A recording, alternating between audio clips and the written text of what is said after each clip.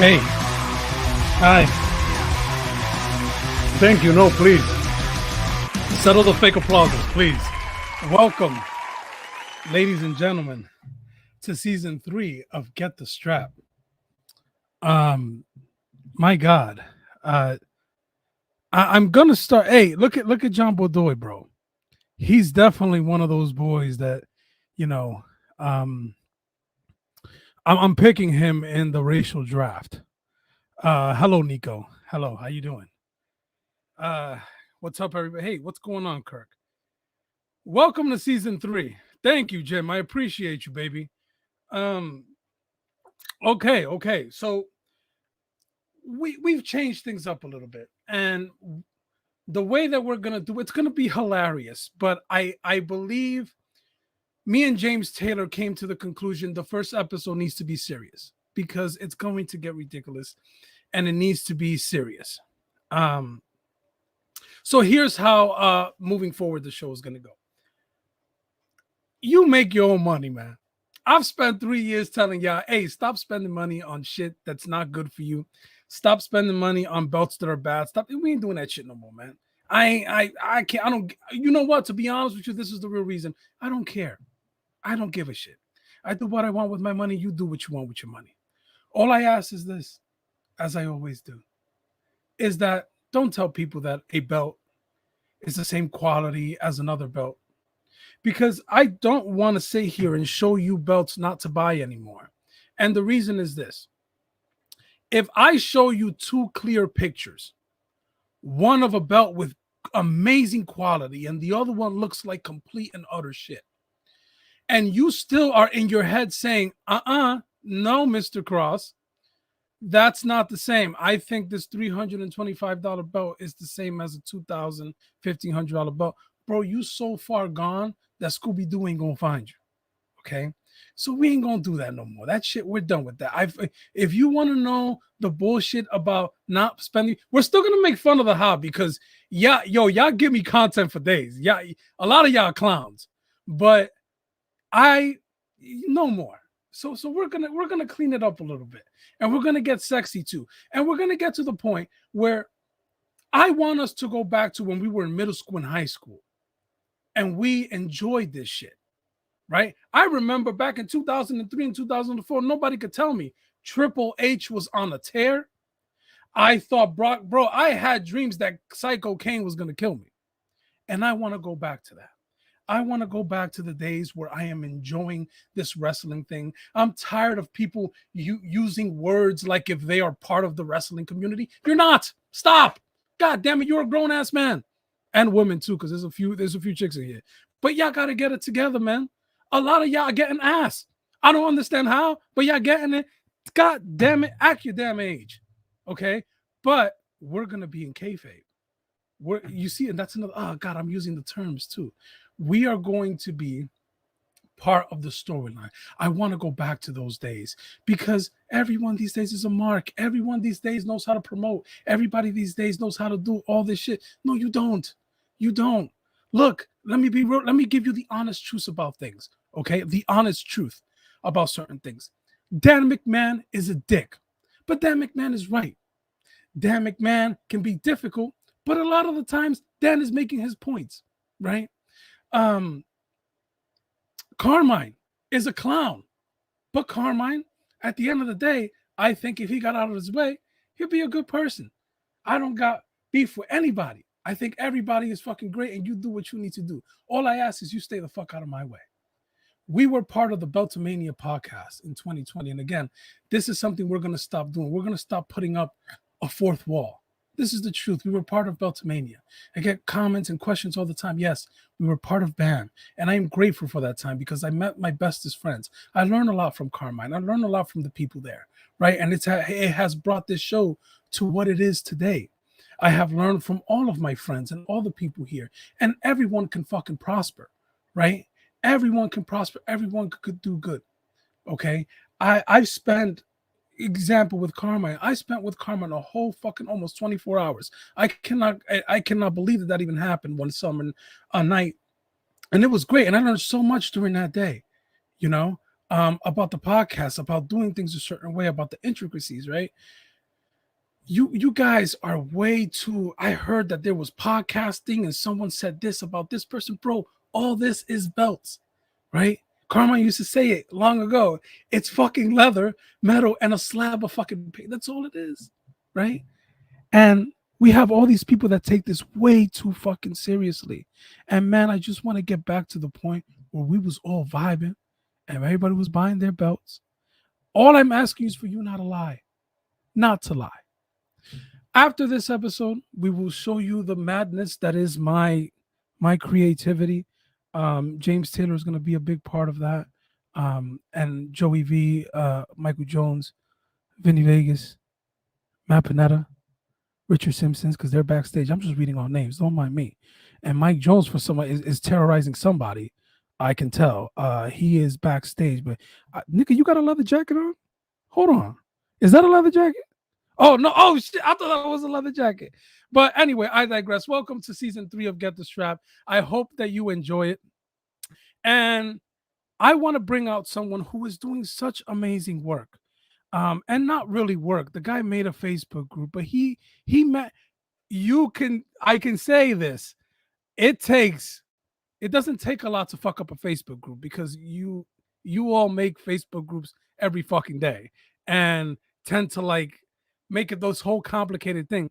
But this guy has made a group that I think just does great work. He's going to tell you about it, but we're going to talk a little bit about the era where the Undisputed version 2 championship was present. That is episode 1, the Undisputed version 2. We are attacking the ruthless aggression era. And here today, showing some love, here is the great Matt Panetta. Matt, welcome aboard.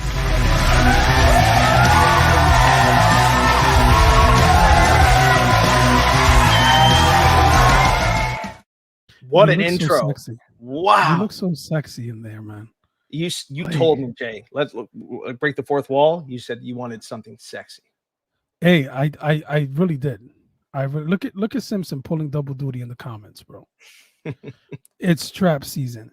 How are you, my friend? I'm well, Jay. It's been a while, man. It's great to have you back. Hey, thank you, baby. We are vibing. Listen, Matt, this whole Undisputed Championship thing. You're taking me back, Jay, to when I was like 2002? 11, 12 years old. Yeah. Wow. Bro, I remember in that time, wrestling was everything to me. Yeah. And I don't know why back then I was a big Raw guy. I was big on Raw. Look at Mirabito, bro. And yet multitasker, baby. I love Mirabito. Paul Basso, Paul Basso's a G, bro. I'll be following his exploits on Facebook, and he be doing all sorts of shit.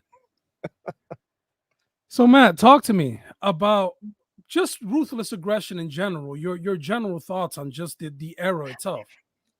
When we think back, right, early 2000s, man, it was a good time. I loved it. That was probably when, after the Attitude Era, I still had a passion for wrestling. I don't want to say I don't have a passion now, but man, it meant something to me. This was a big part of my identity, a big part of my childhood, right? Yeah. And, I know, Jay, you and I are around the same age, so right there, yeah. Right, early 2000s, man, things were good. There was, for the most part, right, at the same time, the world went through a huge change. Yeah. And at the same time, wrestling was an escape. Wrestling was that go-to for so many of us. It still is for a lot, especially for the younger audience. But man, the early 2000s was an amazing time to be a fan. And I think 2002, I might have gotten my first belt at that time, 2002, 2001. So wrestling was everything, man. It was the WWF Big Eagle. Damn, everybody's first belt, man. Everybody got it right away. I still got it. Still pretty minty too. Nice. Listen, I one thing I've noticed about wrestling these days, it's a fucking acquired taste, right? It's either you like it or you don't. Like me, I normally when like Survivor Series comes, Royal Rumble, WrestleMania, that's when I watch it. But when I talked to you, I asked you, what do you think are the 3 most influential matches that highlighted the Undisputed version 2. That's right. The first thing you named was Undertaker versus Rock versus Kurt Angle. Vengeance 2002, man. That was. So let me read you something. Yeah. Because this was in the intro, ladies and gentlemen. Promos don't got shit on Ruthless Aggression promos. This was the beginning. This was the words that were used, and they obviously used it from Pulp Fiction, right? But this was the passage that they used to start that triple threat match. And then they interjected Undertaker, The Rock, and Kurt Angle saying the same thing. So let me read this to you guys. The path of the righteous man is beset on all sides by the inequities of the selfish, the tyranny of evil men. Blessed is he who in the name of charity and goodwill shepherds the weak through the valley of darkness. For he is truly his brother's keeper and the finder of lost children. And I will strike down upon thee with great vengeance. You see what they did there. And furious anger, those who attempt to poison and destroy my brothers. And you will know my name is the Lord when I lay my vengeance upon thee. Now I know the theatrics. For this match, at Vengeance in 2002, SmackDown in the beginning of the Ruthless Aggression era, how did you feel watching that intro, dude? The same way I feel right now, Jay. You give me goosebumps, baby. Bro. Right? Just up my back. It was, man, what a time to be alive. What a time. And just looking at the comments, a lot of guys were talking about OVW was hot at the time too. There's a lot of wrestling, but Raw, SmackDown, man, it was a good time to be a fan, just to be immersed within that culture. It was a great time.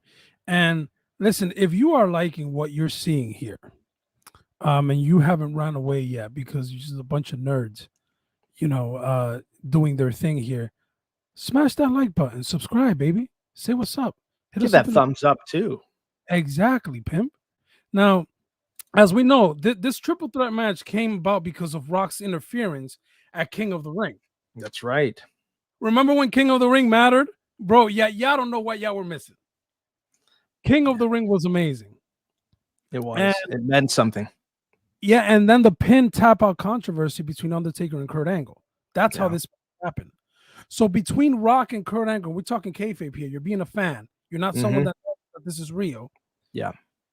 Who do you think had the better claim to challenge for the championship at SummerSlam? My gut says Kurt, bro. Kurt was, to me, he was it. I love The Rock. I love Stone Cold, but Kurt Angle, he always had a special place in my heart, even as a kid, man. Like, I was a big Kurt Angle fan. And today, I think, I know we're trying to be kayfabe here, but I think he's one of the greatest wrestlers to ever live. And I felt the same way. I would agree. And when he was on the Perks too, and Perk Angle was up on top, and I know this is a little later on, but Jones could tell you everything about Perk Angle. Now, I would say, just to dive into a few years later, after he left WWE and he went to TNA, I would argue that he had an even better career in TNA than he did in WWE. That's when you really got to see Kurt's true ability in the ring. Not to say his career in WWE wasn't good. He had a great run in WWE, but he really showed what he was capable of in those later years. But to go back to, sorry, Jay, you're making Mike Jones just hard as hell right now by saying I wish I could see the cameras backstage like you can, but I've got an image in my mind. He literally put his hair down and everything, bro. Oh, it's insane. So now, from my understanding, Matt, the Undisputed version 2 debuted. I could be wrong. No. You're right. Debuted at Vengeance. Undertaker was a champion. He had the version 1, the WWF Scratch logo belt. He was the last one to hold the V1 Undisputed. And that night is when we got to see the debut of the V2. It's a massive belt. Only 3 people held the version 2 belt that we're going to be talking about tonight.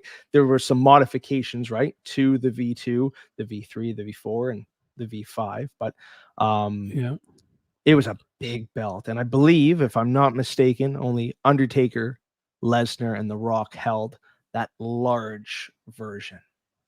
And but you look I at never had a problem. I I never didn't had either. a problem with the belt being so big. I know some people have an issue with the belt being big, right? But look It's how when Brock small. had his, I think, second run with it, if I'm not mistaken. That's when they changed the size. Or no, maybe it was his first run. They ended up cutting off a good portion of Agreed. the female snaps because it wouldn't fit on him. And Lesnar's a big guy. All three of these men that have held the V2, Taker, Yeah. Rock, and Lesnar, they're some of the biggest guys, right? Yeah. In WWE history. And the belt was arguably too big even for them. So that's why they had to downsize it a little bit. But yeah, So it did debut. so you're saying they went up a little too much and then they came back down to meet me halfway. Yeah. Yeah. The V4 is arguably the right size, if you will, right? It was a little bit smaller. It fit most guys. Wasn't too big on even the bigger men like Lesnar and Rock and Undertaker, if you will. But the V2, you go back and you watch this triple threat match when Undertaker's coming out on the motorcycle. You can see the belt right away. It's huge, bro. It's massive. I met Taker after his bout in Saudi Arabia with Goldberg, and he came back to Niagara Falls Comic-Con, and he came the next night. Man, he was gassed, as you can only imagine, after that match and that long plane ride. The guy's huge. I'm not a big guy by any means, but like being in front of the Undertaker, the guy that gave us nightmares when we were kids, just insanity, bro, to be in his presence.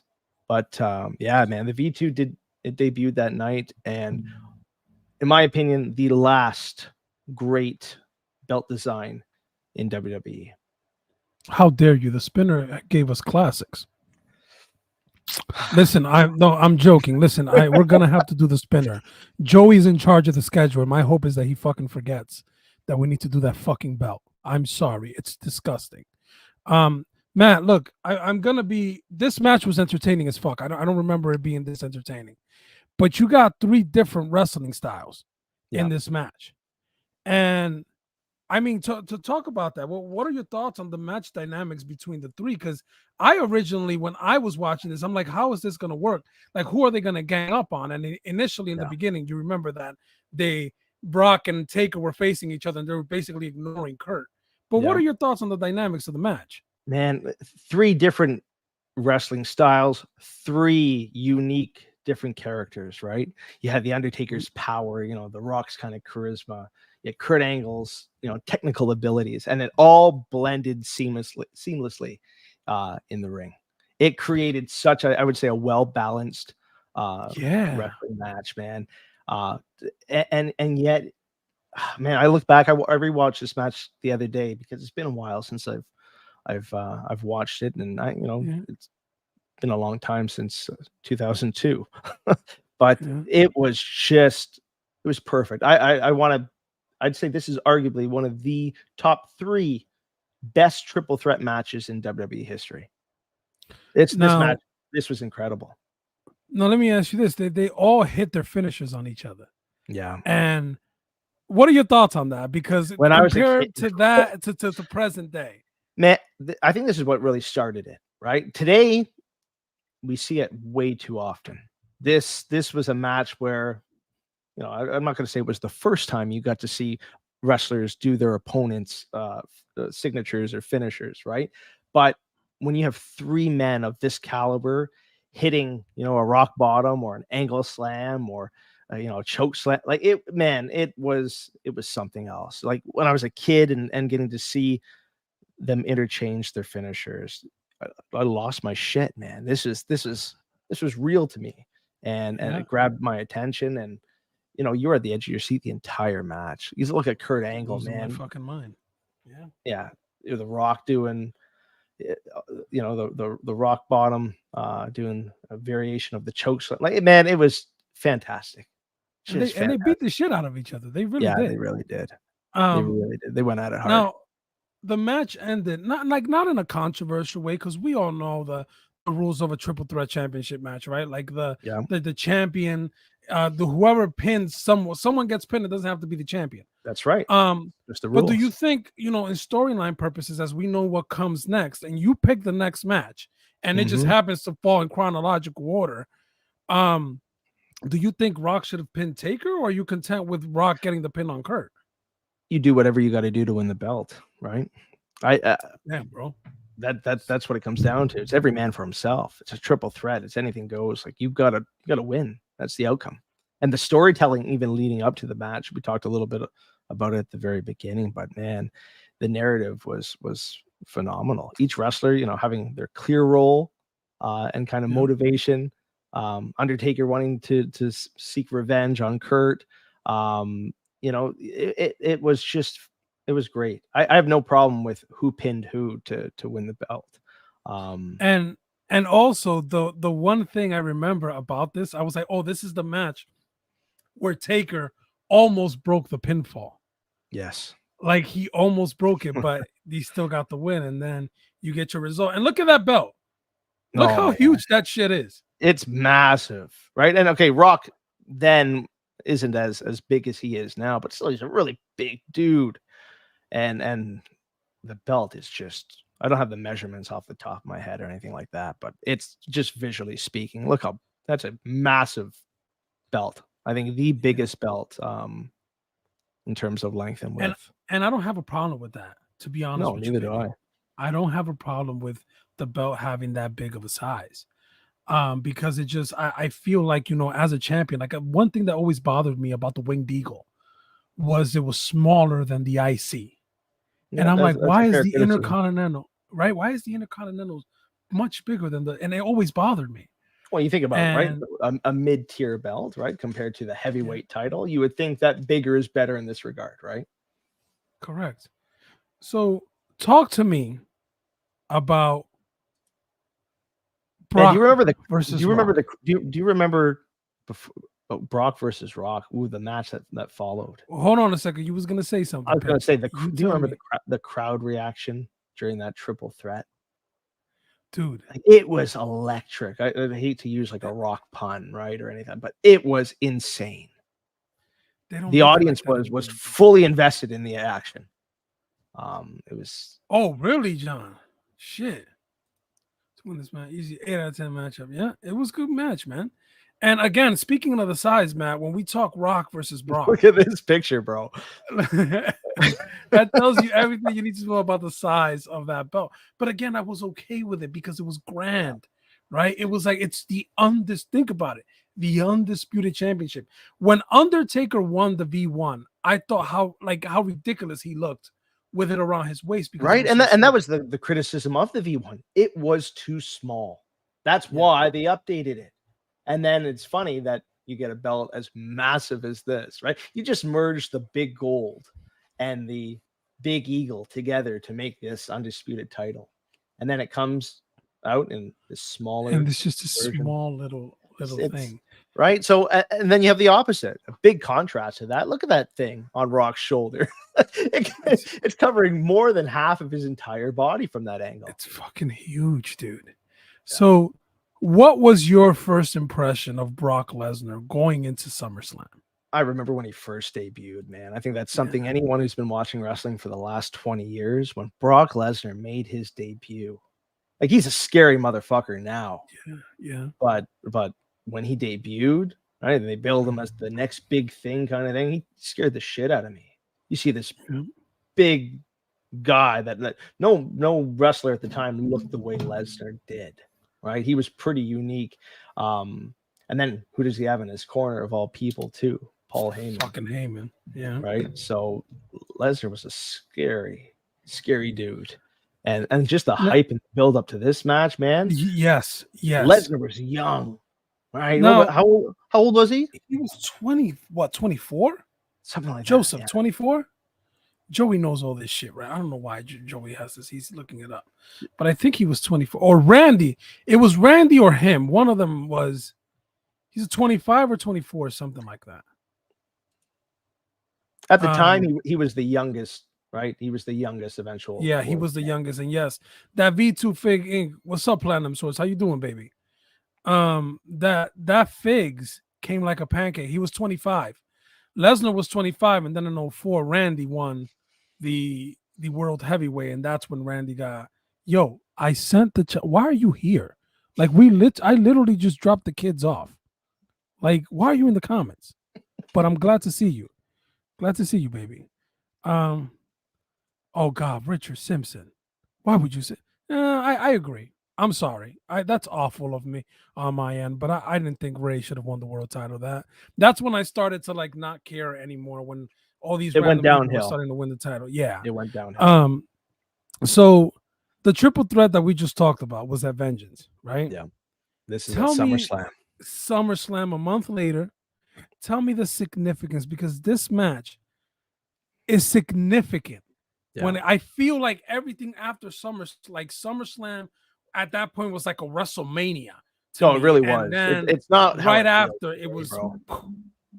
Talk to me. Man, he was a young, up and coming, dominant force, Brock Lesnar, and challenging The Rock, right? The Great One, who was the WWE's top star at the time. You got a clash of generations. You've got a power struggle between an established icon, an up and coming beast. You know, it added a lot of excitement to the mix. It did. And then we get to the match itself. How did it start? Dude, Rock. this right here is my next question for you, bro. Wasn't that the most? Yo, I was so fucking hyped, bro. I was. So, let me tell you something. Lays that belt down.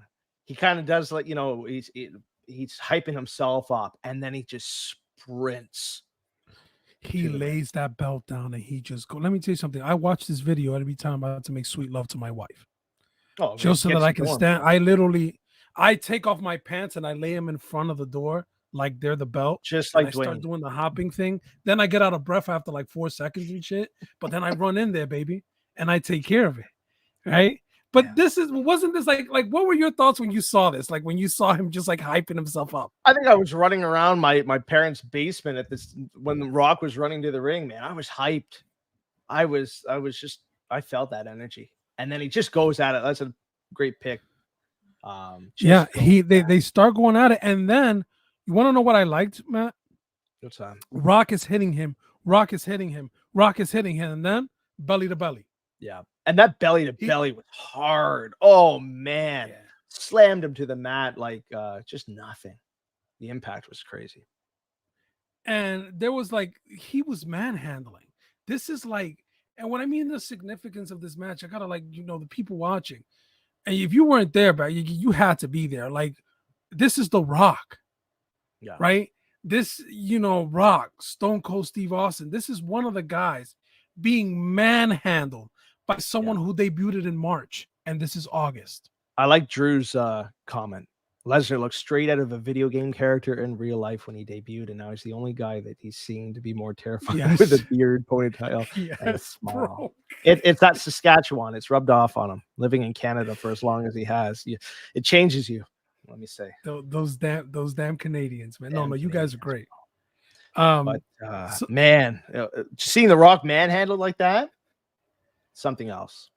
So there's this point in this match, bro. Like, this is the funny. I don't know why I found this funny, but he springboards Brock. Look at the height. And Brock like flies in the air, and like hits the it's like you have to see it. Look how much air he got, bro. Yeah, man. Look at the height difference between the referee and where Lesnar's head is. Yeah, he literally just like spiked him up there. So. As we know, like Brock wins the match, right? Like, Heyman gets rock bottom on the table. Table goes through all shit. But, he slams him through. Then Rock is trying to go for rock bottom. And God bless Brock Lesnar. Because if it's one motherfucker that can sell, it's Brock Lesnar. Yeah. Brock Lesnar sells very well. So in seeing this match, and you see he hits the F5, he wins. Do you see this as a passing of the torch moment? Absolutely. The youngest WWE champion at the time, 25 years old. It was most definitely a form of passing of the torch, right? This victory, I would say, solidified Lesnar as a major force in WWE. All the hype leading up to this match, all the hype leading up to Brock Lesnar, right, coming into WWE to just, destroy everybody in his The next pathway. big thing. This set the stage for his future success in the company. The Brock Lesnar that we see now all dates back to this, baby. It Like, all started. It all started here. He came out ready to, just take control, dominate the WWE. And you look at him now. He took charge. Absolutely, man. And for the last 20 years, okay, there were obviously some hiatuses, went to UFC, did his own thing. But man, the guy has had an incredible. But we can't discount that just like that. I mean, he became UFC heavyweight champion of the world. Absolutely. He wasn't just out there, chilling. No, he didn't. Yeah, Rock, to be honest. It's not 0-2 like some guys are. But yeah, man. Yeah, Jones. UFC heavyweight champion. He's the youngest at the time WWE champion. He beat The Rock. All right, Rock, Rock and Stone Cold at this time. These were the two big names in the Attitude Era leading up to this point, and The Rock loses 1, 2, 3. Yeah, and at this point in the storyline, right? Because again, we don't know that this is fake. Well, prescripted, like it's we predetermined. But at this point in the storyline, like Brock Lesnar is the undisputed champion, but he's going to revert to WWE champion the next couple of weeks, right? Mm-hmm. Then that means, which I think is an issue right now that people don't really talk about, with Roman being undisputed, universal heavyweight champion of the world. Isn't that title disputed? Because Absolutely. you have another champion, right? And that's what happened here. Here, the undisputed championship turned into the WWE championship. That has happened a couple of times since. It has, yeah. But do you think that the undisputed championship line should have gone on for longer, or do you think that it went down the right way? What did it last until 2004? The actual undisputed line, the lineage, ended September 2nd or something, when Triple H got the World Heavyweight Championship. Yeah, that's right. So do you think they should have said, no, Brock, you got to freaking work both shows. You got to still keep the undisputed thing going. See, and that's my problem even with today, right? Using that term undisputed. This is the thing with WWE especially, but a lot of wrestling promotions, they don't give the fans maybe credit like they should. They think the fans are idiots. And to be fair, there's a lot of fucking idiots in this hobby.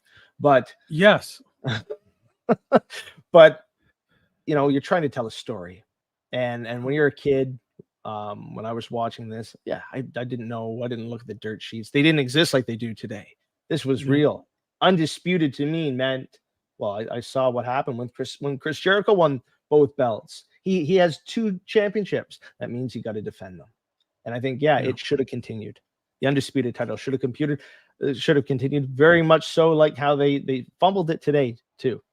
Calling it the undisputed title. There's no need for using that kind of term. If it's not undisputed, you just created a new belt. But back then, I think Brock should have done double duty. Now, last match that I want to talk to you about. The Cinderella, the literally wrestling equivalent of a Cinderella story. Eddie versus Brock. 2004. Eddie Guerrero. No way out, baby. Where were you, King? This is still at home. I was a kid still watching it. I think at the time we had the black box and we were getting those pay-per-views. Like a lot of us. You had the black box, baby? Yeah, bro. We were able to access through DirecTV. Here's a throwback, right? Through DirecTV, I could get every pay-per-view, every event, whether it be wrestling, boxing, you name it, right? The X-rated side of pay-per-view. I got it all. Channel 59 in New York, baby. That's right. Right. We got it all. And when it would go down, you'd have to take the card out of the box and put it in, update it. Bro, it lasted for a number of years and over here. And that's how I got all my pay-per-views for free. Me too, dude. It was the black box. Yeah. The black box is what did it all, man. The kids, our kids are never gonna know this struggle. No, they got to pay cable, bro. No. Not us. No. We didn't have a cable bill. No. Not at all. So why is this such a special match, man? You look at Eddie Guerrero, right? A beloved, charismatic performer. the ultimate underdog, right? Going against the beast, Brock Lesnar, just this absolute powerhouse. We've just talked about some of his, accolades over the last couple of years. And this guy was still a dominant force in WWE at the time. And so the story was really built around Eddie's determination, his heart, the idea that he could overcome, odds to win the WWE Championship against the Beast, right? It's a classic Cinderella story. Absolutely. And so you really, to suspend your disbelief, get behind Eddie Guerrero. Look at Eddie, man. Look at Eddie. Like, I can tell you, man, like, it was crazy. In my house, man, my grandmother loved Eddie Guerrero because Spanish grandmas, man, they're all about the race, right? Like whatever's going on with the race. Right? If that character. If someone is representing the Latino community in a fucking positive way, my grandmother was all over that shit, right? No, for sure. And I have to ask this question because I felt like back then, like it diminished it, but you may disagree. Do you think Eddie could have done it without the interference of Goldberg? Without the interference of Goldberg, my heart tells me yes. Because in classic Eddie fashion, right? He would have found a way. He would have found a way. No, I think Nico said in the comments, no one expected Eddie Guerrero to beat Brock Lesnar for the title. I didn't. And, I did not. And look at Bill. Look at Goldberg. Yeah. And they used that. Correct me if I'm wrong, but Goldberg and Brock were in that weird triangle feud with Stone Cold during this time. That's right. Yeah. And Stone Cold was the one I think gave Goldberg the ticket, right? Yep. Yeah. That now, sounds right. I asked you before when it was The Rock passing the torch to Brock. And we know, unfortunately, Eddie passed away, a year and a half later. Mm-hmm. But do you think this was the passing of the torch moment here for Brock to Eddie? Well, I want to say not in the same way as it was with Rock and Brock. And I don't. This is where I'm conflicted, and there are things that obviously happened that were outside of anyone's control. Eddie's passing, right, changed things naturally. We don't know what would have happened if he was still with us, and what even greater legacy he would have paved. But man, I want to say it is and it isn't. It's just different. I guess that's what I'm trying to say. It was a different kind of passing of the torch. Eddie was, as I mentioned before, the ultimate underdog, and when he won, that crowd blew up. They lost their collective shit.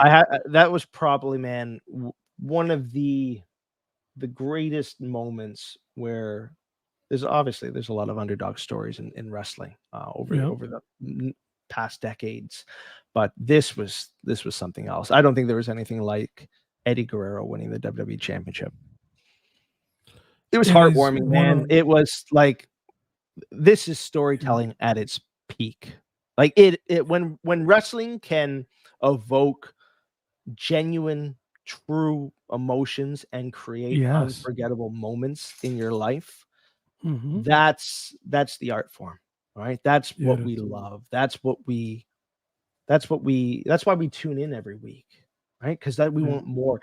Eddie did that for everybody, not just the Latino community, but for everybody who was behind him. He was a champion for the people. Yeah, he definitely was. And again, I really enjoyed the matches he had as WWE champion. I know his run was short, but I did enjoy, the matches that he had with that belt. Now, speaking of belts, yes, sir. You run a group on Facebook called All Elite Belts. Give me the premise of this wonderful group. I'll give you the cliff notes. Give everyone watching the cliff notes. This is a group that was created probably closer to 2 years now. Just because we're tired of the nonsense. We're tired of the drama. We're tired of the bullshit that so many, I'm not going to name names or name groups right now. There's a time and place for that. But this hobby is just filled with a lot of guys that will go out of their way to just stir the pot, create shit out of nothing, when it really, man, it's not that serious. I wrote something today because of an incident that happened last night that carried over. I'm not going to get into that right now. If you know, you know. But the whole reason why All Elite Belts was created was just to get away from it. Everyone gets caught up in the drama at some point. I've been caught up. My name has also been dragged through mud. I've dragged guys through muds. All right. A lot of this happened during the pandemic, right? When we were all in lockdown. Yo, we had nothing else better to do, baby. We had nothing else to do. We were looking for some fun, right? And guys naturally carry things way too far. We do that. Yeah. Right. That's just kind of our nature. But this hobby, man, we could be on here all night, you and I going back and forth about this fucking hobby, Jay. But that is well, we're gonna eat. I'm gonna eat some chicken wings later. We can definitely we'll go into a little bit more. But man, the whole reason why myself, Nico, and Ronnie Fields created this, we all come from different walks of life. We've been in this hobby for different period of time. Ronnie Fields is one of the belt OGs. Like I've learned so much from him. We put our heads together and we're like, you know what? There's not a group out there that we envisioned. And we said, why the hell not? Let's just start our own group. So I put it together. Yeah. I created the logo. I sent it off to them. And I'm like, yeah, let's just do it. There's no rhyme or reason to it. Let's just see what happens. If 10 people join, 10 people join. If it's just our small little circle of friends, it's our small circle of friends. But man, that the whole point of All Elite Belts was to just focus on belts. Look at that. Look at the delivery. These are for later. Shit. It's gonna be bad. But yeah, no, the wings, there's gonna be a wing segment for us later on tonight where we're gonna be talking hobby, and anyone can ask a question, and those of us who are eating said chicken wings have to answer. If not, we have to eat one of the Hot Ones chicken wings, which is just burning my eyes right now. But Matt, thank you so much, man. I appreciate you. I appreciate you, brother. You are a good guy that's doing great things. And listen, go join this group, get some ass, and you're gonna enjoy it. Matt, thank you so much. Thank you, Jay. We'll talk later. All right,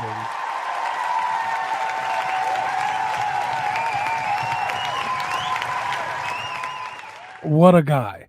So wrestling belts, man. This is the fucking it just, you know what? Let's just get this shit over with, okay? Let's get this portion of it so we can have some fun. First, I just want to premise this, that these are the belts that I would buy. I'm not going to tell you any more of the belts that you shouldn't buy, because, well, come on, like I really don't care that much.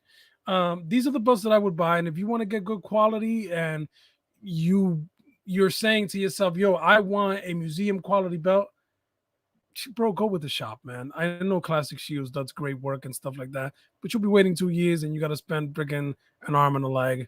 You go to the American makers that could get it done too. They'll get it done for you. You'll have to, bob and weave to find that, but it is what it is. That's the name of the game. But first, let me bring up a man who did my personal side plates, and I actually love them, and I gotta get him to do another set for me. He is the king of bling. Ladies and gentlemen, please welcome Mr. Richard Simpson.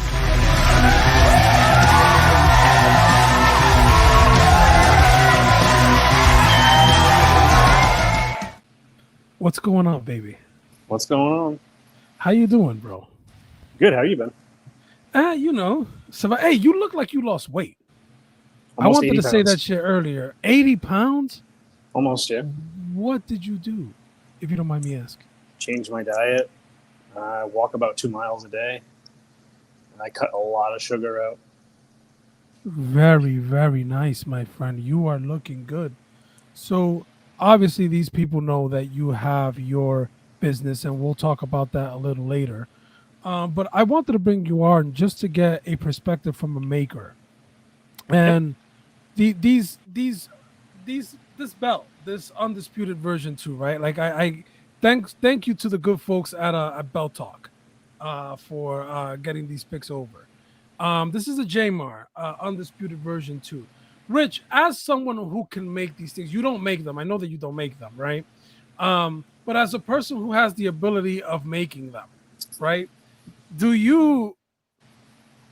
Would you make it? Would you go with the shop? Would you go to Pakistan? What does a guy like you do when it comes to belts that are readily available on the shop? They don't have the logo issue. They don't have none of that. What do you do? I like to make them myself, just because I have all hands on. I can control quality, paint, obviously stones. I can handle. As far as shop belts, I mean, you have to go. There's certain belts you have to get off the shelf. The shop is nothing. You can't get anything overseas or American that will compare to it, no matter how hard anybody tries. It's just not. Even though they are mass produced in China, replicas, they are still like the spinner. Nobody makes a spinner. I don't care what pictures anybody posts, you cannot recreate that. Same thing with the new world heavyweight. I don't see anybody matching that. Undisputed, like that one, you could obviously make it. I've seen some American makers make it in the States, and it looks. I mean, obviously JMar and a few other people I won't name, but the quality is just obviously top notch because it's American made, 100% zinc, real gold, not what you get overseas. Now, if you don't mind, and you could say this vaguely as possible. What's the process of getting of you making a belt? So let's say you woke up tomorrow, and after you slapped cheeks, you was like, you know what? I'm making myself an Undisputed V3 because I had such a good time with Jay yesterday. I want the damn belt. The hell with the V2. It's too big, like Panetta said. We're going to size down. I'm going to do a V3. Where do you start? Well, you have to have art for one, and that's not easy to come by, nor is it cheap to come by. If you have the right art, you obviously you submit it to an etcher, if you can find one that will deal with logoed and non-logoed things. Most won't, just because they don't want the whole copyright issue to be attacking them. A lot of the things I make, I won't do copyright things because I don't want that hassle. Have I made them? Yes, because I had them in my personal collection before I sold them when I moved. You go through your etching, and you go. Obviously, you need them bolted on the back. Yeah. Then you go off. You have to polish them, sand them. Then you send them off for either gold or nickel plating. Obviously, there's a 3-step process with that. If you're going to do gold, you got to do your copper, and then your nickel, and your gold, or if you're just doing plain nickel. And then after that, it's just painting, stones if it has it, and then off for leather. So you do your own stones. Do you do your own paint too? Yep. Nice. So you can make yourself a whole belt if you want. Other than the leather, I haven't tackled that yet, but I work with a few. I work with somebody who will rename anonymous. That I've started doing send out straps for a lot of belts now as an extra service that I like to offer, but I haven't tackled leather yet, and I don't know if I'm going to, just because it's a lot of work, and I already have. Are you thinking of doing it though? Are you thinking of the one day we're gonna be like Richard Simpson's, like Simpson's full belt service instead of restoning and where you're at right now? I've thought about it, and I think maybe once, because I'm in the process of trying to get my garage finished off so I can turn it into a full workshop. Yep. So I think that maybe down the road I might try to dabble with it a little bit and to see how I can do it. It's one of those things I hate to try to do it because there's so many talented guys out there that they send me business for stones and I send them business for leather. So I almost feel like I would be stepping on somebody's toes if I were to do it, but I might try it just to see if I can do it. Nice. Let me ask you a question. I seen the market, rate for this belt right now is $6,500 for a JMar, right? I see, you probably seeing more shit than I'm seeing when you're looking at this picture. But would you pay $6,500 for a JMar Undisputed version 2? Nope. I can make that for about a third of the price. About a third of the price. Now, why is the market so fucked up, Richie? It's like to me, it's with anything. Like if you're buying Nike, you're buying the name. Jamar makes nice belts. I'm not going to say he doesn't make nice belts, but $6,500. That's that way. And then you know that's something that I've always thought about when talking about these, you know, when these belts and everything that I've done here with the show. It's just I don't want to take out a loan to pay for a damn belt when I can get it somewhere else, you know, cheaper, right? It's like the new AEW belts that are coming out with that Ron's making. They got a nice price tag to them, but you also got to figure, you know, you got to pay obviously AEW for the licensing and all that stuff. Yeah. And the strap that he did on those, you know, obviously he does those all by hand, so it's not, you know, you're going to pay somebody to do the work. And same with the plates too. I mean, those he all paints himself, gold plated. So it's a big price tag, but you're getting a real belt. You're getting the actual belt. Right. So let me ask you about your business so you can let the people know where they can get the stuff from you. Simpson's Restoning, the king of damn bling, baby. That's right. So talk to me about your business. What's happening with it right now? Well, about, I want to say 3 or 4 months ago, I actually launched a web page that you can order my services on there, everything that I do. You know, anything from restoning to leather send out to full leather to sidebars to base plates, you know, all that is on that page. And it's also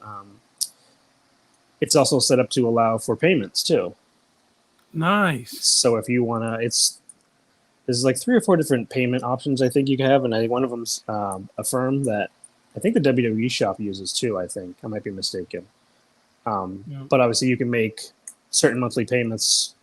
I think it's 3, 6, and 12 months. So if you wanted to, you know, go full bore and completely deck out Undisputed or Universal or anything like that, you can get all that right on there and then just make monthly payments, you know, 3, 6, 12, whatever it's set up for. I'm not sure exactly, but. Yeah. Now, Rich, one more thing before I let you go and bring the others on. What are your thoughts on the fucking spinner? The most. I don't know if I would say hated. I fucking hate it. I know you do, but you know what? I have at least 10 of them right now that I'm working on to restone. What? What is wrong with you people? Oh my God. Hey, we got to get together because I need a Universal and a WWE Championship. Like Roman had it, but I want it with that gold base plate shit that you did that one time with the Cody thing.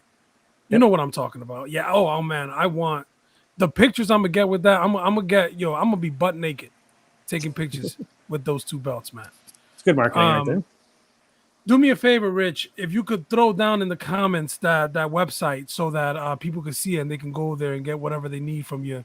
I really appreciate it. Thank you for coming on. And absolutely, thanks for having me. If you need to step away, you can step away. If not, if you can stay, then you can stay for the bonus round where we eat chicken wings. I want to see you guys eat some wings, so I'm gonna stick around for a little bit. All right, baby. Thank you so much. I appreciate you. You're welcome. Right.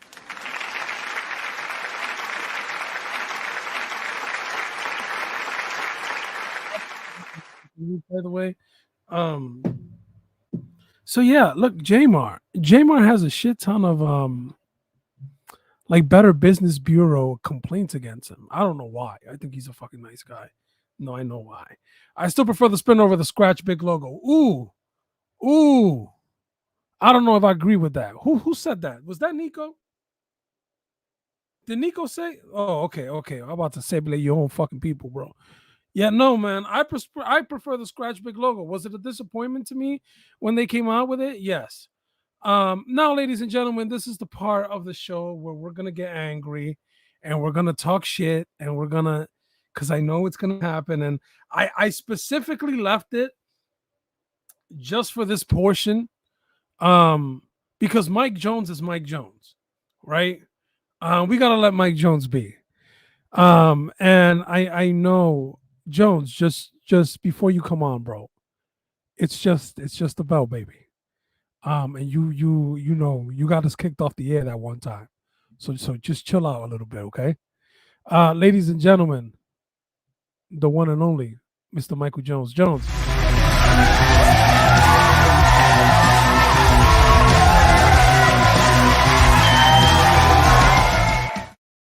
Why are you so angry? I'm not angry. I'm relaxing right now. You're relaxing right now. Mm-hmm. Talk to me about Muhammad Nawaz. Who is Muhammad Nawaz? I actually just finished talking to him not that long ago. Is he doing okay? He's doing good. He's doing good. He actually just showed me a couple different versions of the Undisputed. Really? Yes, Like V2, V1? a V2 and a V1. Bro, what? I like that shirt. That polka dot shirt look fire, bro. Thank you. You looking clean, King. I think I'll change it up a little bit, be a little bit more professional. Since I'm calming down. I don't want to be angry all the time. Bro, it's all about love, baby. Dude, you gotta like, hey, listen. You ready for it? I'm gonna say this every episode. And I'm gonna say it to you, the people too. You gotta stay away from the things that don't bring you love, baby. That's Fair. all. You gotta stay away from that shit. It's all Fair. about the love. Jones, Muhammad Nawaz. It's a bootleg, right? We call it unofficial. We try to be cool about it, but it's a bootleg. You've owned several Muhammad Nawaz. Tell me why Nawaz. For what I was looking for, he had the best SD plates for the price. There was nobody who matched him for that price level and quality. What are the prices, Jones? You can get a great belt from him anywhere from 350 to 375 for yeah, right around there, maybe four. That's just your SD. You go HD, of course, it's going to cost more, but you're getting better quality. Yeah. Now, you and I, of our own admission, have seen a lot of shitty belts. You and I have lost a lot of money with belts. Did I lose money or did I learn? Yo, stop preaching so much, bro. Like, what is wrong, man? Why are you I always learned. trying to? Not everything needs to be a lesson, baby. Hey, that's life Jesus. though. You have to find. No, you ain't capping. You have to find a way to spin things and understand. Sometimes you have to take a loss to win. So I lost, but in the end I won. Because I'm not looking at the same belts the way I would before. Like Correct. there's a certain level I will not go below. I'm not saying other people can go. I'm not saying other people can't do that, but for me right now, there's a minimum I'm accepting. And sorry, not sorry. Yeah. And Jones, But this belt right here you're showing is I would easily put that in my collection with no issues. Yeah, and you don't like what I'm saying is like SD, like after I learn and we have to say it, we have to keep it like educating people. HD is not a real thing. Right? When they say HD, all they're saying is like American style plates. Rich, shake your head if I'm right. Like it's all it is American style, like the way they make it. They make it the right way, the way they're supposed to make it. Yeah, yeah.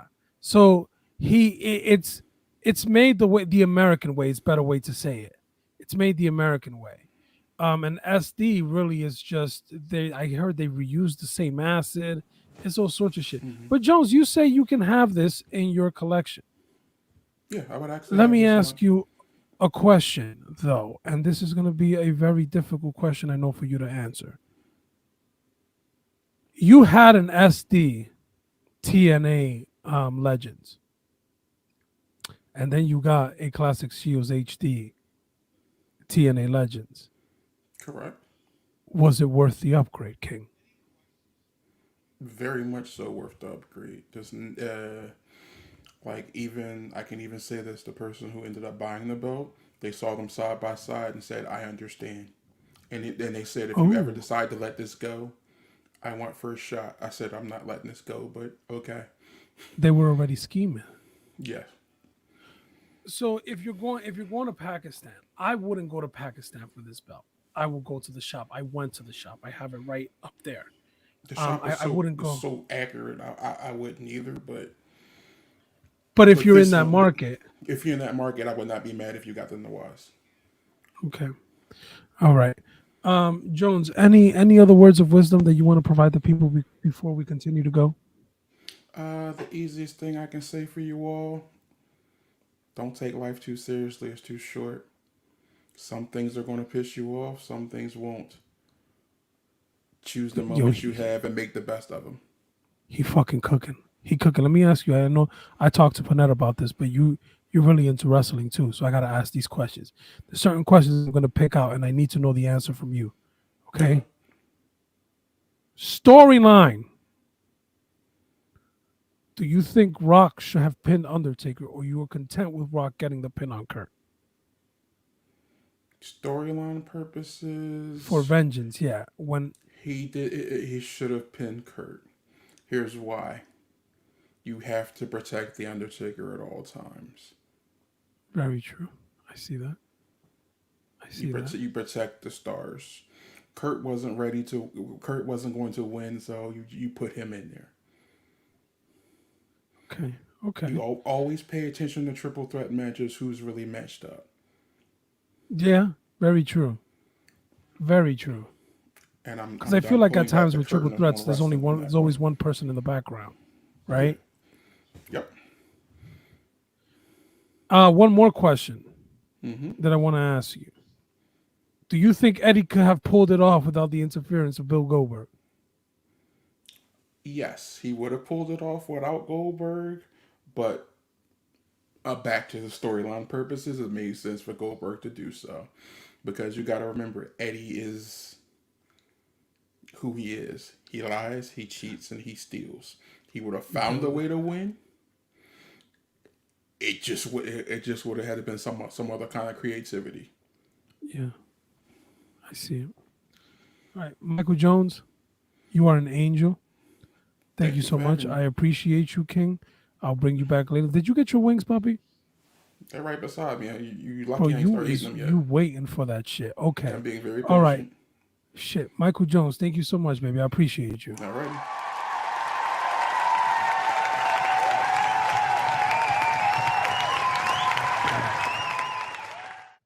I love that man more than a fat kid loves cake. And I love me a good chocolate cake. Joseph Joey, like he got his he put on his vacation shirt on. This motherfucker. Ladies and gentlemen, I don't even need to, but I'm going to.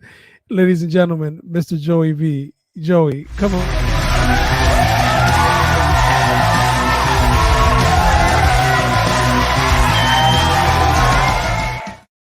Is that like your official vacation shirt? It is. I'm on vacation right now. It's a vibe. Are you enjoying yourself, puppy? Always enjoy myself on vacation. Don't you? I do. I'm on vacation right now, but a little sick, a little under the weather, but we're there's here. Also nothing that a little hot ones can't handle. Oh my God, that's gonna be awful. But Joey, look, man, you've seen two different belts. I have. You have one of them. I do. Are you keeping that one? Or are you replacing? What are you doing with that belt? I'm keeping it. That Nawaz. I'm keeping the Nawaz. You know, it's funny. I had the Shop V2. You did? Yeah, it got passed around in PTM like crazy. Why did you get rid of it? I don't know. I just sold it. I wish I didn't, because that title from Shop is a beautiful replica. One of the best. It's actually really, really nice. But you know what? I was debating whether to go back to Shop or Nawaz. So like I was on that fence. Now, let me ask you this, because people are going to ask this shit. Yeah. Why Nawaz instead of Shop? Because Shop is easily to go and freaking, you order it, you get it. You want you to know get why? quality. And I know some people, I've seen people put weights in between the belt, like they take the belt off and they put, I don't know why I'm they not do doing that. that. No, I'm gonna be honest with y'all. I've seen a lot of y'all like humping your belts. I barely touch my belts. I touch my belt when I have to do a like a promo for the show or something. That's when I take pictures of it with it. But I don't, like, they sit there and I just let them fucking be. So I don't know why, like, people, I think people put it in there so they can be heavier and they can feel like they have the actual belt. But like, why do you like the Nawaz? Like what's the difference? Like, you who've held both of them. You know, the only reason I went to Nawaz because Nawaz was about $100 to $150 cheaper at that time. The Shop Mhm. V2 wasn't on sale. If I'm going to be honest, if it was, like, I would have got it, like, for the price I paid for the Nawaz. I couldn't pass it up. I would have to go with Shop on this, Joseph, Now, because there's not saying that I won't sell the Nawaz and get a Shop. I'm not saying that. Jesus But Christ. I can also take the Nawaz and go put it on some leather. Did I tell you I have a belt unboxing I'm doing tonight? Yo. Yeah, I'm unboxing a belt. Is It's a it gift Jones's from- favorite belt, the Hogan Mystery? No, oh my God, don't say that, bro. He's in a good mood. Chill out. So look at the details on this belt, and this is what I'm saying. You go to Shop, and you'll be fine. You don't have to deal with the bullshit that you deal with when you're buying a belt from Muhammad, and that's an actual maker. I'm not being. I'm going to stop you right What? there. You're right What? about Muhammad, like a Muhammad, or how many ever Muhammads. When you deal with Nawaz, you ask Nawaz, yo, Nawaz, what do you have in stock? He'll Yeah. send you about 20 picks. And when he has in stock, he has in stock. You don't have to deal with the mess with Nawaz. You can get And the this belt in bullshit. like under a couple months, 2 months. Yeah. And here in Shop, the Shop ones have such detail, such, like, this to me feels like the actual belt. I know it's not, right? Like, I know that it's not. But for someone new who's buying this, like, who's getting into this, or even someone who's experiencing, a lot of people have said this is probably one of the best belts on the Shop. Jones, the guy, yes, Jones is something, man. Jones is a king. Oh, here's this guy that was Oh scared to God, come look on at tonight. James. So with the details on that, oh, you got it on real leather, Matt. That must be freaking clean. Yeah, the ring accuracy. So Joey, we've always talked about that. Remember when we used to talk about the bad belts and they have that smoky look in the plates and you can't like see? And I challenged people. That's what annoyed me. I challenged people and I said, hey, look, I'll entertain your stupidity for a second. You're telling me that you're a middleman for Maker A, and Maker A has the plates are immaculate. Mhm. I took a picture with my phone, and you can see me clear as day in that reflection on those plates and you see my phone there. And I said, yo, show me this with your Mhm. belts. And they never sent it to me. I don't know why. What did you call those people? Stupid idiots, dumb people, whatever. Right? Like, Yeah. you know what's crazy is those people now have now turned the corner and are realizing what you are saying. Oh shit, really? Look at God. It's amazing how it works like Just that. yeah, right. So I mean, Joey, in seeing all these three belts, you who have held two of them, let me ask you first the first question. And I asked Rich Simpson, who we all know is doing really well. Would you pay 65? And you know you're very responsible with your money too. Would you pay $6,500 for a J Mar belt? Ooh. No. I understand the market. But if I'm going to pay that close to the money, I'm going to go to a guy like Richard Simpson. I'm going to go to a Classic Shield. You know? But I mean, if it's like one of your belts that's like a holy grail, then yeah, I can understand it. I could justify the price. Right. Like, would I pay like $6,000 for a Reggie Parks Winged Eagle? It's my holy grail. that. If I had the money, sure, I would. I could see why. Fuck that. You're crazy. I mean, I'm just You're saying, it clearly could insane. happen. It could. I could justify it, but Jesus Christ. All right. Well, Joey, which belt would you take? You put me on the spot with this. I love Yeah, I my did. Nawaz, man. I mean, Is that it for you? The Nawaz does it? no, but this replica from the shop is amazing. It really is, and I didn't know that Panetta had it re-leathered. Had no Yeah, it's clue. probably some like Canadian leather too. Right. Joey, thank you so much. I really appreciate you, baby. I really do.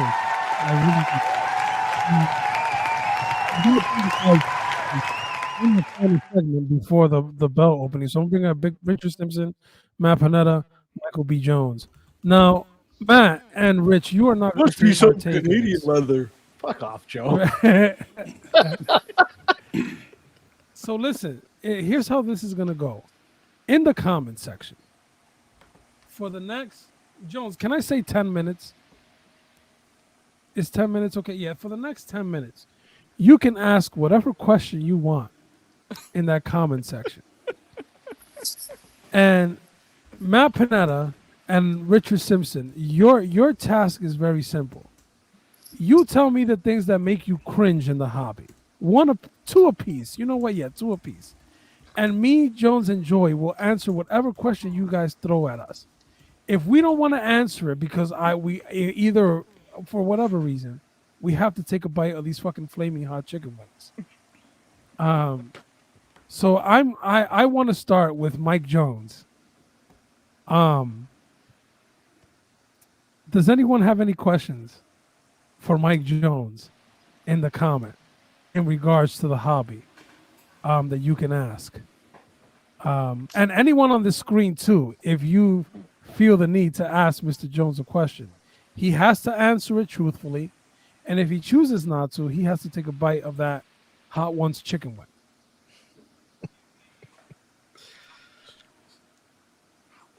Go ahead. Man, ask him a question. How does it feel to finally be an elitist snob, Mike Jones? Oh my God! I've Look always how fucking been one. babble, bro. Jones. I've always been one. I just chose not to show this side. But now Jones, now you're in, Jones. There's this question for you, Jones. As far as the hobby, Yeah, yes, sir. people do what they're going to do. If it's targeted at me, if it's I not feel like targeted it's at me, unfair. I feel like it's unfair. I feel like you're not going to eat any of these chicken wings. well, I'm going to eat Rich, regardless. what so makes I didn't you- want to just be the black guy and just eat the chicken for the sake of eating the chicken. Richard Simpson, what makes you cringe in the hobby? You could generalize the statement too. What makes me cringe?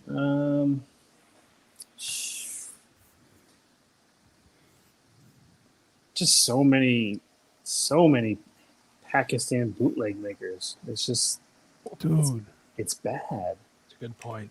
And I don't like to shit on anybody who wants to try to, make belts and stuff like that. But holy fuck, there are just so many. You can't post a comment in any group, other than, well, obviously Belt Talk, but in any other group without getting like 20 Pakistan makers trying to shove their shit down your throats. It's like, if I want to buy a belt from somebody overseas, fuck off, and I'm going to buy it. I'm going to message you. Don't message me with your shit. I don't know. Leave me alone.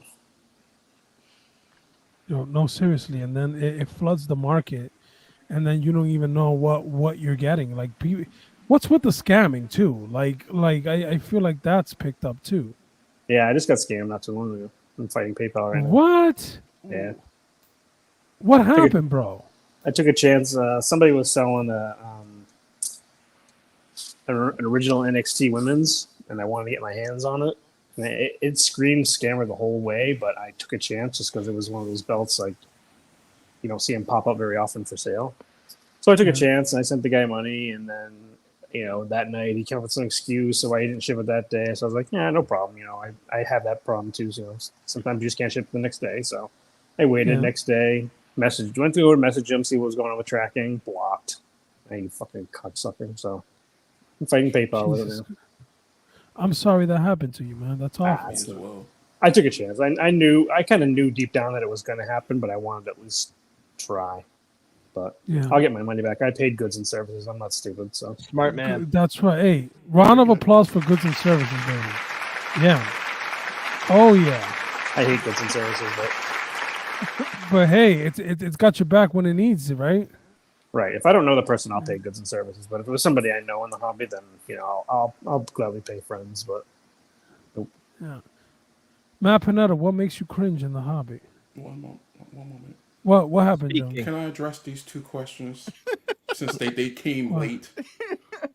Go ahead, Michael. In the comments. No, it's not. My favorite belt is my version of the Winged Eagle, which is called the TNA Midwest. Anyone who knows me knows that. So Nico, He I'm taking this shit disappointed. personally. He taking this shit personally. The Hogan belt. Here's the thing. I'll be reaching out to you soon because I do need a re-leather. As far as Hogan belts, for those that don't know, me and Mr. Terry Bollea don't get along. Ouch. Hulk Hogan, the wrestler, I can separate the two now. In the past, I was not able to do so. However, that is why they take shots with Hogan at me very frequently. Hulk Hogan, Terry Bollea's ignorance almost killed my favorite promotion. Look I at don't him. know Look why at him, he bro. took Terry them to- Bollea, bro. He took them on Monday nights and went One of the head to greatest head. Impact episodes of all The time. most watched episode Most ever. watched does not mean it's the best episode. People are watching because of the stupidity. See, but that's as far as I'm going. I'm not getting mad tonight. I said I was going to be peaceful and zen.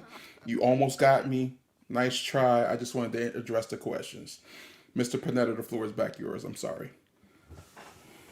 What makes me cringe? Oh, there's so much. There's so much that makes me cringe. That's why I made my group that I Hey, plugged this is an earlier. open forum, baby. It's an open forum. I'm looking forward to see what comments might come and trickle into the. Hungry looking at these wings. Shit, you can answer Anna's question if you want, Biggest regret. because I'm gonna ask Joey that question. Yeah. There's two. There's two. Oh boy. The one got me into a lot of heat, and I don't want to start too much drama because that's against my mantra in all Hey. elite belts. But buying from Orm, Damn, that's bro. Homie. something. I it's no secret, man. I used to be good friends The with weed Orm. I is used to be mine. yeah, that whole nonsense, dealing with Adam and Omi, and then just trying to tell Orm, like, listen, man, you're gonna go down the wrong path if you keep it up and you keep listening to Adam and you keep listening to your other admin that are, clearly not looking out for the best interest of other people. And Orm's got a long history with other makers and other guys that have been in the hobby for a minute, right? But his reputation tanked as a result, and people told him that it was going to happen. So, but you live and learn. So it's a regret, but I learned a lot from it. Bro, look at you being an adult, bro. I'm so For fucking me? proud of you. It's anything from Eddie Williams. Damn. Yo, he just went. Yo, you know what, bro? Because I know I'm the next one. I'm just gonna eat the fucking chicken wing because I'm just minding my business, bro. I'm just minding. Oh my god. How come you're not going to answer that question, Jay? I already know you're. I don't have to. Oh my god. Oh shit. No. that's gonna clean your sinuses out good. Yeah, it already is. Oh, Richard Simpson. What's your biggest? Oh my fucking god. Woo. I should pull out the one chip Oh. challenge that I still have in my desk. Oh. No Oh way. my god. Dude, that's fucking awful. Oh my god. Okay, oh shit. You gonna make Richard it? Simpson. What's the biggest belt? Oh my god, yeah. I'm getting Oh, hungry. I might Uber eat some wings right now. Jesus. I kind of wish I had some. Rich, what's your Jesus, what's your yo Joe, breathe. Breathe, Can Joe. someone ask the fucking question, bro? Like, My biggest belt regret. I don't know if there's that many I've really regretted buying. I mean, I've impulse bought a lot, but I think I took a chance once on actually not to piggyback, but it was an ORM belt, and I think it was when he was first starting off, and it just looked like somebody dragged it across the cement. It was bad, and I think I ended up just throwing it right in the trash. I wouldn't even try to resell it to anybody. It was bad. look, no one's asking any more fucking questions. Look, I'm gonna be honest with you. This is not a good idea, bro. Oh my god, I don't know how y'all did that one chip salad bullshit. Look, I can say with Omi, my god damn, my fucking tongue is burning. My biggest issue with Omi was just the issues with the god damn, bro, nah, this is not okay. My biggest issue with him was him telling me, it's gonna be 2-3 weeks. I pay the guy in full, try to get the belt, right away, and then no belt, and then you turn out to be the bad guy, for no fucking reason, right? Oh my, no, we're not doing this shit. No, fuck that. No, Joey. come on. All right, Joe. All right, you want to? Okay, really, Joey? Okay. Did Eddie Williams put you in on any of the scams, Joseph? No, I never knew anything of that. Now I can't speak for anybody. I can't speak for anybody else. But for me, no. Jones, what makes you cringe in the hobby, Jones? Nothing. I barely pay attention to what's going on now. You what? I barely pay attention to what's going on in the hobby right now. I kind of just mind my own business, keep it moving. Jesus, Jones. Richard, what was the biggest mess up you have done on a customer's belt? And did you tell them? Ooh. That's heavy. I always tell them. I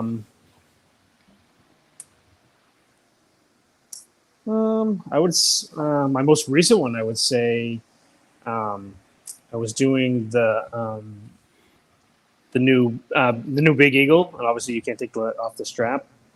And I think I was dremeling one of the holes, and the Dremel slipped out and scratched a little spot on the main plate.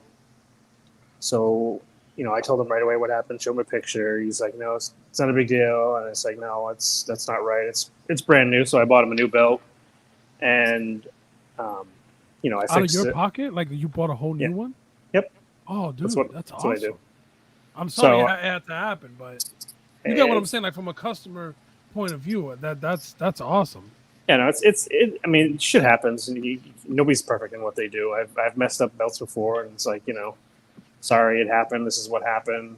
Offer him some type of compensation, or with him, he was totally cool with it. He's like, obviously just buy another one, and he's like, I'll buy the damaged one back off you for, a little bit of, at a discount, obviously, because it was damaged, and he was just going to give it to his dad. So he was super cool about it.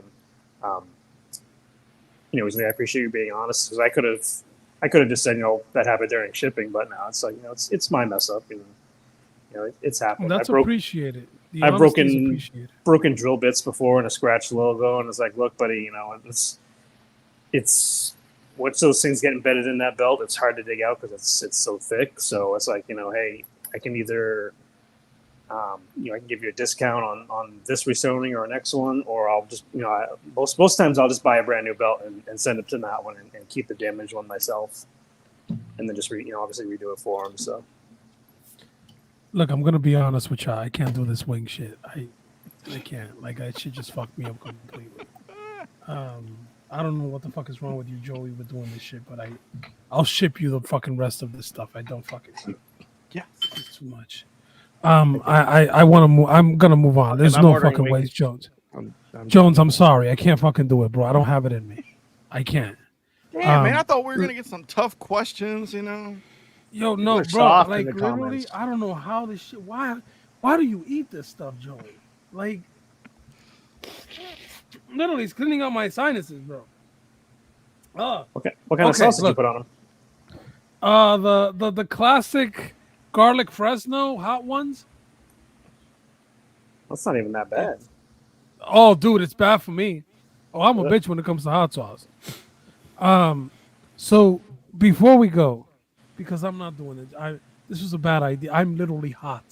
I am sweating right now, and I had one fucking. Did you have any wings, Joey? Jones, you can eat I've your had wings, one. Jones. Jones, I'm have gonna you ask eaten your Panetta a wings? question. I'm gonna eat the wings after the show is over because I'm not gonna let embarrass myself with y'all saying, "Dag, he devoured them so quickly," and I'm gonna chill. I'm gonna be respectable.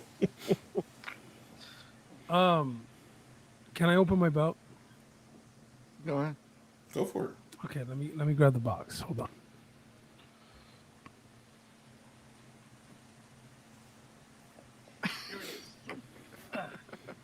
Okay.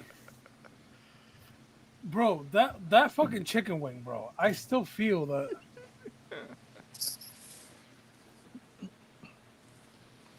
Okay. So this is supposed to be. Hey, hold on a second, Richard Simpson, because you're not gonna sit here and flex in front of all these fucking people. Show that off, baby, while I'm opening this box. Ooh, with the red stones, it definitely. Oh my god. Oh yeah. Hey. Yo, hold on. That I hear Jones. I hear Jones. That is clean. Thank you. Okay. I like that. I Little really throwback like to the that. big gold with the red stones, but I like it with I just like just a few red ones. Not I toyed with doing a bunch of red ones and it didn't look right, so I just did a few. So this is a birthday present for my wife. I normally I don't like my birthday. But as I was telling Matt Panetta earlier and Richard Simpson, these damn kids change you. When you have kids, they change you. And my kid loves birthdays. She loves that stuff. She loves having cake and singing happy birthday and all that stuff. So now I got to do it every year. So I ask for certain things because it's the things that I want. Like the things that I want. And I'm probably going to send this to you, Richard. The things that I want, I buy myself. But then my wife, she's like, "Hey, what do you want for this? What do you want for that?" And I always give her something off of the list of the stuff that I want to get myself, just to get it out the way. But it's not going to be like secretive. This is about everybody has. It's the Undisputed Championship. Very nice. That Roman currently has. That's right, I wanted, let me put it full screen. I wanted the world heavyweight that Rich has over his shoulder right now, but it was out of stock. So this is it. I don't know where it's gonna go. Y'all know what it looks like, but I think I'm gonna send it down to Simpson sometime in the near future to have stone and have leather put on it. I'm gonna do a Roman. God damn, this is heavy. Hey, Mirabito wasn't lying. This is metal. Okay. Yep. Well, that's my Comes apart, birthday too. present for my lovely wife. Yeah, this is it. And then Rich, put up your other one. Let's look at yours. And Rich has his world heavyweight. And I have this one. So, oh my God, I feel the hot sauce in my mouth still. So yeah, the another undisputed championship, and that's again something that continues to happen within WWE, right? The Red Stones, yeah, the Red Stones. I Drew, I have to agree. The Red Stones are like just a perfect. I heard Jones. When you hear Jones go, ooh, it's something deep. It just happened. But ladies and gentlemen, this is the season premiere. I did not do the challenge because fuck that. I took one wing and it told. Oh, I took Milk. I took Drink one bite some of a milk. wing, and that my wife put a glass of fucking chocolate milk back I'm there, bro. ordering And spicy I can't wings wait right to now. go back I'm hungry. there, bro. I'm hungry. They're not going to come in time by the time the show is over, but I'm Oh my hungry. god, dude, no, just no, don't. Joey, I'm gonna send you this in the mail because this shit is not staying in my house. But guys, thank you so much, Richard Simpson. I appreciate you coming on. Matt Panetta, Absolutely. Thank you. you are part of the brand now, baby. So it is what it is. I- You can be here all the yeah. time. I wagged my two members. My boy. Joey V, Michael Jones. Boys, let me address the people before we go. But I want you all to know that I appreciate y'all and thank y'all so much for being on here with me. Y'all the real ones. Thank you. Bro, I appreciate y'all. Like that. I really do.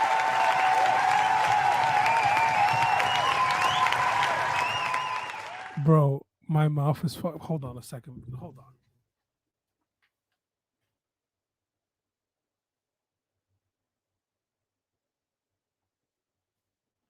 Oh, it's fucking milk. He need milk. Hey yo. Season 1. Whoa, Jesus, season 3, episode 1, Undisputed version 2. Wrestling has always been part of my life. I don't know why. Even when I needed to lose weight, I looked at wrestling for inspiration to lose weight, and I did. I think this is my calling to everyone to just leave the bullshit where it needs to be, and be part of something productive. Be part of something awesome. Join All Elite Belts. Show off your belts. Come in and have conversation with people. Ask questions. Be part of the community. You need a restoning job. Go to Richard Simpson. He knows what the fuck he's doing. Go to the other people that know what the fuck they're doing. Stop this argument stuff. People always goddamn arguing about stupid shit that means absolutely nothing. I really do appreciate you all for taking your time to come and chill and sit with me as we do this show and we try to inform you. I know it's much different than before, where before we showed you the belts not to get, but we have to get away from that. We have to also look back and why we did it. I strongly feel like season 1 and 2 was very hobby based. And you saw us doing the little, wing challenge, and I just lasted one fucking wing. But that's probably all you'll see in regards to the hobby, because we want to give you actual content that you'll learn, that'll give you that nostalgic feeling of being in the past, of watching all this stuff for the first time. Joseph is in charge of the schedule for the belts, so I don't know what we're doing next, but he's gonna let us know soon. And then you'll see in the post very soon what we're doing next month. So thank you so much. I appreciate ya. Have a great night, and we'll see you next time. Be safe. Thank you so much.